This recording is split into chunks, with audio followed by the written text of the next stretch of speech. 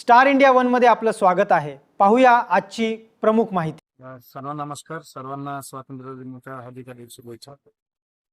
धीरज परदेशीयांच्या आजच्या प्रकरणामध्ये आतापर्यंत मी 8 जणांना अटक केलेला आहे। पहिल्यांदा मी 6 आरोपी होता आणि जे चौकशीमध्ये इंट्रोगेशन मध्ये जे निष्पन्न झाल्यानंतर आम्ही दोघांना आम्ही अटक केलेला आहे। अजून तपास सुरू आहे।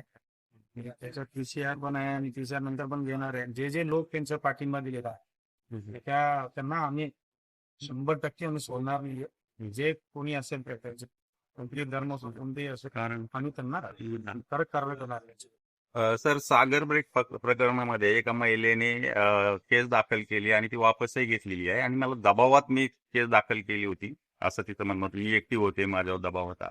असं काहीच नाहीये। जे लोकांना माझ्याकडे येतात कंप्लेंट्स लिहून फक्त त्यांचे ऐकून घेत आहे आणि त्यांच्या मनाप्रमाणे आम्ही स्टेटमेंट घेत आहे। त्यांचं कोणी दबाव टाकत नाही। एवढा प्रेशर आमच्या पण की एवढा लोड आहे तरी पण आम्ही सर्वांना बोलतोय की तुम्हाला मनाप्रमाणे जे स्टेटमेंट दिले तर त्यांच्याप्रमाणे आम्ही कारवाई करणार आहे। त्यांना जे स्टेटमेंट दिलेलं आता बोलताही नाहीये नाही म्हणून सांगता तर तुम्ही येऊन तुम्ही स्टेटमेंट द्या। त्यांचा हक आहे ना, आम्ही काही कोणाला दबाव टाकू शकत नाहीये। जे प्रोफेशनली आमच्याकडे आला होता मी शिर्डीला पाठवले, शिर्डीला स्टेटमेंट दिलेलं आहे। शिर्डीला स्टेटमेंट दिल्यानंतर त्यांना आता बोलताय की नाहीये म्हणून ठीक आहे ना, जे स्टेटमेंट ते द्यावं लागेल। शी हॅज हर राईट त्यांना दिलेला आहे। त्यांच्या अनुषंगाने आमच्या पण चौकशी होणार आहे।